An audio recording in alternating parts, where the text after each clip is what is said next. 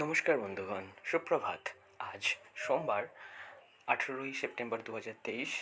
মার্কেটে সপ্তাহের প্রথম ট্রেডিং ডে। আগামীকাল গণেশ চতুর্থী হওয়ায় 19শে সেপ্টেম্বর মার্কেট বন্ধ থাকবে এবং সেই সুবাদেই আজকে হবে ফিননিফটির এক্সপায়ারি। তো আজকে ফিননিফটির এক্সপায়ারি রয়েছে বলে মার্কেটে কিন্তু ফিননিফটিতে অনেক বেশি ভলিউম হবে।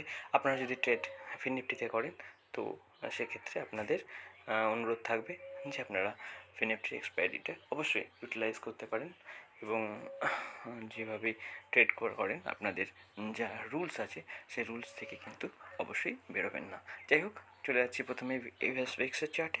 ইউএস ভিক্স দেখতে পাচ্ছি নিচের যে লেভেল ছিল 14 কাছাকাছি, 14 বা 14.5, সেখান থেকে বারবার মার্কেটে বাউন্স আসে। এক্ষেত্রেও তাই এসেছে। মার্কেট আপাতত 15.75-এ ট্রেড করছে। এটা খুব বেশি ভিক্সের লেভেলও নয়, কিন্তু বর্তমান সময়ের যে ট্রেডিং চলছিল তার থেকে সামান্য উপরে মার্কেট একটু ভলাটিলিটি বাড়বে, এটাই সংকেত দিচ্ছে ইউএস ভিক্স। ইউএস 10 ইয়ার বন্ড ইল্ডে যদি যাই, 10 ইয়ার বন্ড ইল্ডের ক্ষেত্রে দেখব যে মার্কেট অনেক দিন ধরেই আপসাইড দেখাচ্ছে। তো চারটা লোড হয়নি এখনও, তার জন্য আমরা ক্ষমা প্রার্থী। এরপরে দেখুন উপরে যে একটা সেল অফ জোন আছে, সেই লেভেলের কাছাকাছি মার্কেট আছে। মার্কেট রেজিস্ট্যান্স আছে এই 4.34-এর কাছাকাছি, 3%-এর কাছাকাছি। মার্কেট তার উপরে ক্লোজিং দেওয়ার চেষ্টা করেছিল, কিন্তু ক্লোজিং দিতে পারেনি, সেখান থেকে সেল অফ এসেছে। আপাতত এর নিচে যদি সেল অফ আসে, সেটি মার্কেটের জন্য, ইকুইটি মার্কেটের জন্য ভালো সংকেত হয়। যাই হোক, মার্কেট আপাতত যে রিসেন্ট টাইমের মধ্যে গত এক বছরের মধ্যে আপসাইড দেখাচ্ছে। আপসাইড, এতটা আপসাইড কিন্তু আমরা পূর্ববর্তী সময়ে দেখিনি। দেখে নিন, বহুদিন এই লেভেলে মার্কেট আসেনি। মার্কেট বহুদিন পরে এই লেভেলে ট্রেড করছে এবং একটা ব্রেকআউটের মতন জোন ক্রিয়েট করেছে। ব্রেকআউট করার চেষ্টা করছিল, যেন ব্রেকআউট না হয় সেটাই আমাদের কাম্য। এরপর চলে যাবো ইউএস অয়েল, অর্থাৎ ক্রুড অয়েলের চার্টে। ক্রুড অয়েলেও ঠিক একই রকমের সংখ্যা দেখতে পাচ্ছি। এরকম লেভেল কিন্তু বহুদিন ধরে আসেনি। গত এক বছরের মধ্যে, অলমোস্ট এক বছরের মধ্যে এটি সর্বোচ্চ লেভেল। এইরকম লেভেলে মার্কেট ছিল গত নভেম্বরে, অর্থাৎ 10 মাস, প্রায় 10.5 মাস পরে মার্কেট এরকম লেভেল দেখাচ্ছে। এই লেভেলে কিন্তু ইকুইটি মার্কেটের জন্য প্রেশার আসবে এবং ক্রুড বেসড যে সাবস্টেন্সগুলো আছে সেই সাবস্টেন্সগুলোর দাম বাড়বে। যেমন পেইন্টস, রাবার তৈরিতেও আমাদের যেহেতু ক্রুডের প্রয়োজন হয়, সুতরাং রাবারের সঙ্গে ক্রুডও মেশাতে হয়। এছাড়াও আছে প্লাস্টিক প্রোডাক্টসের দাম বাড়বে, এটা স্বাভাবিক ব্যাপার। সুতরাং আপনারা একটু সাবধানে থাকবেন। এরকম স্টকের ক্ষেত্রে একটু সাবধান হয়ে যাওয়াটা খুবই গুরুত্বপূর্ণ। US oil. এরপর চলছে গোল্ডের চার্টে দেখুন বারবার করে আমরা 1900-এর কাছাকাছি অ্যাকুমুলেশন জোন আছে বলে বারবার 1900-এর কাছাকাছি এলে মার্কেটে লং হওয়ার ব্যাপারে ভাবি। তো আপনাদেরকেও সেই আমাদের ভাবনা ব্যক্ত করে জানিয়ে দিই যে এখানে আমরা গোল্ডে লং করার চেষ্টা করব।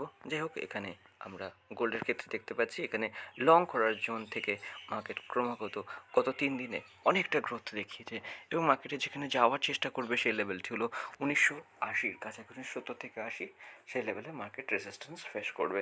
এরপরে চলে যাব ইউএস 100, অর্থাৎ ন্যাসডাকের চার্টে আমরা দেখতে পাচ্ছি দুটো রেঞ্জ রয়েছে, দুটো লাইন রয়েছে যেখানে মার্কেট সাপোর্ট এবং রেজিস্ট্যান্স হিসাবে কাজ করে। সেটি হলো 14,698 আর 14,700 থেকে 15,500, এই 800 পয়েন্টের মধ্যেই 5%-এর মধ্যে মার্কেট ঘোরাফেরা করার চেষ্টা করে।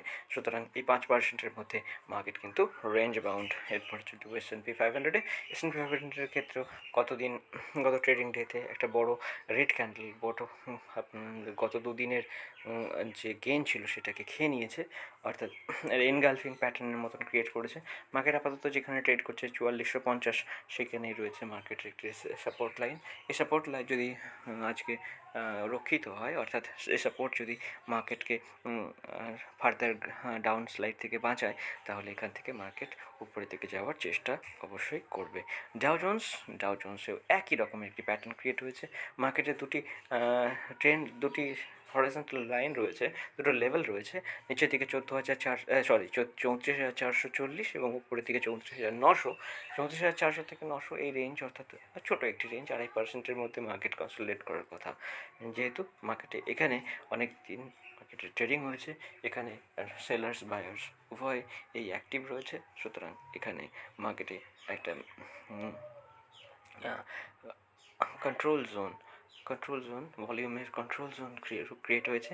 এখানে উভয়ের উপস্থিতি থাকায়, বায়ার সেলার উভয়ের উপস্থিতি থাকায় এখান থেকে মার্কেট কোনো দিকে একটানা যাওয়া শুরু করবে না। একটানা যাওয়া শুরু করতে হলে মার্কেটকে আগে ব্রেকআউট বা ব্রেকডাউন যে কোনো একটি দেখাতে হবে। এরপর চলে যাবো ইন্ডিয়া ভিক্সের চার্টে। ইন্ডিয়া ভিক্সেও ঠিক একই রকমের কথা বলতে হয়। মার্কেট 10 থেকে 12.5 এইরকম রেঞ্জে ট্রেড করছে। এখানে মার্কেটে নিচের দিকে আসলে উপরের দিকে যাওয়ার চেষ্টা করে, উপরে গেলে নিচের দিকে আনার চেষ্টা করেন। সুতরাং এখানে অপশন সেলার্সরা যে অ্যাক্টিভ আছেন তার প্রমাণ যে ইউএস ভিক্স ইন্ডিয়া ভিক্স খুব বেশি উপরে যেতে পারছে না, অর্থাৎ অপশন সেলিং বেশি থাকার জন্যে আমাদের এখানে দেখতে পাচ্ছি যে প্রিমিয়ামের গ্রোথ সেটা কিন্তু খুব বেশি হতে পারছে না। এরপরে চলে যাবো ইন্ডিয়া 10-year বন্ড ডিল্ডে।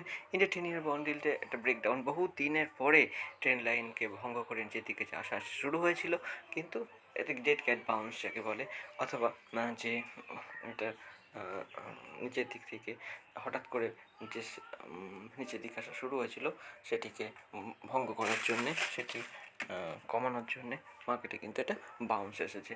এটা মার্কেট আবার যে বুলিশ হয়ে গেছে তার প্রমাণ নয়, এটার প্রমাণ যে মার্কেটে হঠাৎ করে নিচে আসা মার্কেটের পছন্দ হয়নি। মার্কেটে ইন্ডিয়া 10-year বন্ড yield আপাতত রেঞ্জ বাউন্ড একটু বেয়ারিশ এরকম থাকার সম্ভাবনা দেখা যাচ্ছে চার্ট থেকে। গিফট নিফটির চার্টে দেখছি যে গ্যাপ ডাউন ওপেনিং দেখাচ্ছে, অর্থাৎ গ্যাপ ডাউন ওপেনিং হবে নিফটিতে, এবং এই গ্যাপ ডাউনটা হবে প্রায় 60 পয়েন্টের কাছাকাছি, কারণ গতদিন মার্কেট ক্লোজ হয়েছিল 20,250-এর কাছাকাছি, আজকে ওপেন হচ্ছে প্রায় 60 পয়েন্ট নিচে। তো নিফটির ক্ষেত্রে আমরা প্রায় 60 পয়েন্টের গ্যাপ ডাউন আমরা লক্ষ্য করব হয়তো। ডলার ইন্ডেক্সে যাব। ডলার ইন্ডেক্সে আমরা দেখতে পাচ্ছি যে মার্কেট 90-এর পর থেকে যে বাইং দেখাচ্ছিল সেটি আপাতত উপরের লেভেল থেকে আমরা যে সেল অফ দেখতে পাচ্ছি সেটা খুব বেশি যে কার্যকর হবে সেল অফ সেমন নয়। মার্কেটে হয়তো একটু রিট্রেসমেন্ট আসবে 104-এর কাছাকাছি। মার্কেটে যে স্ট্রেংথ রয়েছে সেটা কিন্তু এখনই একদিনেই কমে যাওয়ার নয়। এরপরে চলে যাব ইউএসডি আইএনআরের চার্টে। ইউএসডি আইএনআরে যেহেতু ডলার ইন্ডেক্স উপরের দিকে যাচ্ছে, ইউএসডি যেহেতু ফার্স্ট কম্পোনেন্ট এই কারেন্সির পেয়ারের, সুতরাং এ উপরে যাবে, এটা স্বাভাবিক ব্যাপার। ইন্ডিয়ান রুপির এগেনস্টে ইউএসডি আইএনআর বুলিশ। এরপরে চলে যাবো ইউরোইউএসডিতে। যেহেতু এখানে ইউরো ফার্স্ট কারেন্সি এবং সেকেন্ড কারেন্সি ইউএসডি, সুতরাং ইউএসডিতে স্ট্রেংথ এলে ইউরোইউএসডি নিচের দিকেই যাবে। এবং ডলার ইন্ডেক্স আর ইউরোইউএসডি হচ্ছে বিপরীতমুখী চার্ট, একটি উপরে গেলে অন্যটি নিচে যাওয়ারই প্রবণতা দেখায়। বিটকয়েনে চলে আসছি। বিটকয়েন ঊর্ধ্বমুখী রয়েছে। বিটকয়েনে যে বাইং জোন 25,000-এর কাছাকাছি, আমরা 25,000-এ বিটকয়েনে আমরা দেখেছিলাম এর আগেও এখান থেকে উপরের দিকে চলে যায়। সুতরাং মার্কেটে আপাতত 27,700 দিকে ধাবিত হচ্ছে, ধীরে ধীরে যাবে, একদিনে চলে যাবে এরকম কোনো ব্যাপার নেই। তো মার্কেটে যাওয়ার যে লেভেল আছে সেটা হলো 27,000-এর কাছাকাছি। এরপরে চলে যাব ইথেরিয়ামের চার্টে। ইথেরিয়ামে আমরা দেখতে পাচ্ছি যে ইথেরিয়ামও ধীরে ধীরে উপরে যাওয়ার চেষ্টা করছে। 1500 রয়েছে ওর কনসলিডেশন এবং অ্যাকুমুলেশন জোন। উপরের দিকে 1677, সেখানে মার্কেট রেসিস্ট্যান্স ফেস করবে, সেখানে হয়ে যাবে এক দফা সেল অফ। এরপরে চলে যাব ব্যাঙ্ক নিফটি চার্টে। ব্যাঙ্ক নিফটিতে আমরা দেখতে পাচ্ছি বহুদিন ধরে এই স্ট্রেংথ দেখাচ্ছে, অলমোস্ট লাইফ টাইম হাইয়েই মার্কেট রয়েছে, ক্লোজিং বেসিসে অল টাইম হাইয়ে রয়েছে, এবং এখানে আজকে সামান্য গ্যাপ ডাউন ওপেন হতে পারে, সম্ভবত 46,000-এর কাছাকাছি ওপেন হবে। তারপরে প্রাইস অ্যাকশন থেকে বোঝা যাবে আজকে মার্কেট কোন দিকে যাচ্ছে। পেন নিফটি চার্টে যাবো। পেন নিফটিতেও একই রকম, অলমোস্ট লাইফ টাইম হাইয়ের কাছাকাছি রয়েছে। 20,700-তে রেসিস্ট্যান্স পেশ করার কথা মার্কেটের। আপাতত মার্কেট হয়তো আজকে 425,000-এর কাছাকাছি ওপেন হবে। তারপরে প্রাইস অ্যাকশন দেখে বোঝা যাবে মার্কেট কোন দিকে চললো। এরপরে নিফটিতেও একই কথা, মার্কেট আজকে 50 পয়েন্ট হয়তো 20,150-এর কাছাকাছি ওপেন হবে। 20,130 থেকে 50-এর মধ্যে ওপেন হতে পারে নিফটি। এবং শেষে সেন্সেক্সের চার্টেও দেখে নেব। সেন্সেক্সও অল টাইম হাইয়ে ক্লোজিং দিয়েছে। মার্কেটে আজকে এই এরকম 67,500 কাছাকাছি বা 600 কাছাকাছি ওপেন হবে। তারপরে দেখা যাক মার্কেট কোন দিকে সকালবেলায় প্রবণতা দেখায়, সেদিকেই আমাদের ট্রেড চলতে থাকবে। আজকে সকালের আপডেট এটুকুই। দেখা হবে পরবর্তী ভিডিওতে। ভালো থাকুন সকলে, ধন্যবাদ।